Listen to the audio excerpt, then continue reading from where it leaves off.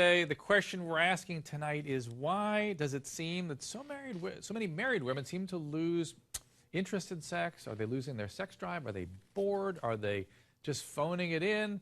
And what can the men do about it? Joining me to discuss, my Loveline co-host, Simone Bien, also clinical professor of obstetrics and gynecology at Northwestern University, Dr. Lauren Streicher, and Lisa Vanderpump, star of Real Housewives of Beverly Hills. Now, Lisa, I'm going to start with you. You've been married for almost 30 years. Yes, that's right, and this month. Are things still as hot as they were at the beginning, or have they lost all of the energy? Well, I have to be honest, after 30 years, of course, things change. I mean, I was 21 when I got married, so you don't expect me to be kind of jumping up and down like a 21-year-old. But it's not like we've talked about on the Real Housewives of Beverly Hills twice a year, Christmas and birthdays. It's not that bad. No, it's not every year, twice a year. It's less than that. It's actually been twice this week. You're going to be very proud of me. I am proud of you, Lisa. Yeah, well done. Yeah. No, of course things change. I think it would be ridiculous to expect things to stay the same. I mean, but you do have to make an effort. I'm being honest. And I think as we go through cycles of life, you know, where you've got stresses and you've got hormonal changes, of course there are differences. All right, so Lisa, you brought up two very different things. One was stress, and Simone, in a minute I'll have you address that. But Dr. Streicher, she mentioned hormonal changes. That is something we could do something about, is it not? Absolutely, but I think what you have to keep in mind is a lot of people blame a change in a sex life on hormones, and the truth of the matter is that in many cases that's not what's going on.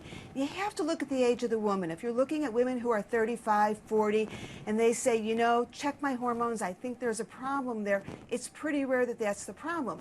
As women age, 45, 50, 55, hormones really goes up there as one of the primary problems that get in the way of a sex life. All right, I completely agree with that, and unfortunately, a lot of women don't contemplate that. They don't talk to their doctors about it, and there are solutions in adjusting the hormones, but Simone, stress is the other area for the younger women, and I imagine child rearing and breastfeeding and working. Yeah, I mean, and men being just as they are. Yes, oh. Women need to feel appreciated for the most part, and if you have, you know, 20 different types of baby sick on your shoulder, also a woman might not feel so sexy if she's stressed out and she isn't getting help around the house and with child rearing. A man, Drew, you're looking confused. Well, a man needs to understand that a woman needs intimacy to feel caring and sexy. Yes, I'm with her on that. Listen, happy days make happy nights.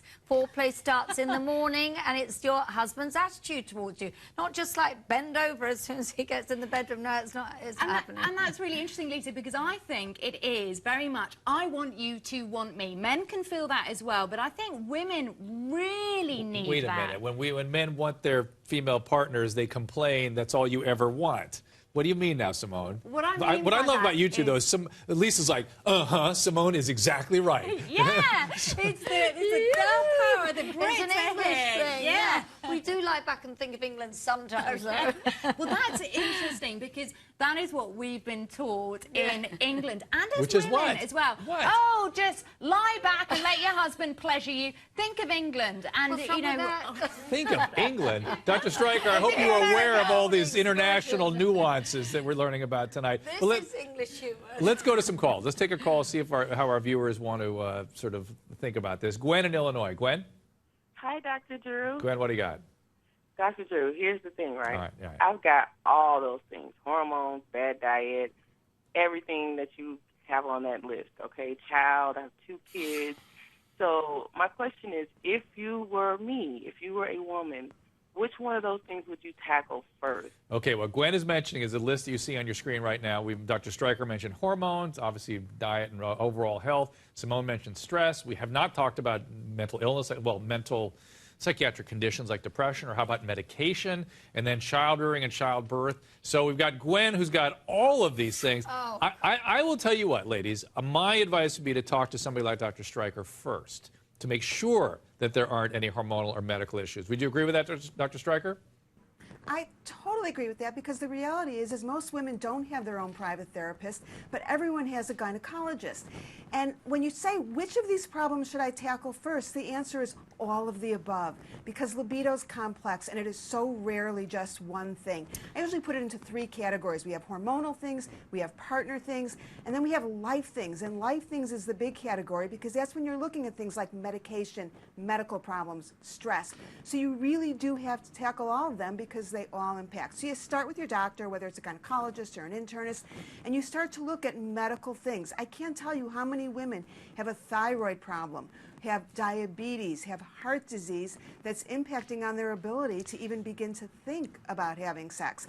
And then you have to start looking at what's your relationship like, what's your body image like, what's your life like. You know, if you just lost your job and your husband's having an affair and your kid came home with a new piercing, you really don't feel like having sex that night. Well, so it's all of it together. I will just disagree with one thing when Dr. Stryker said libido is a complex thing. Let me modify it and say female libido is a complex thing. Male's pretty straightforward. I'm just saying.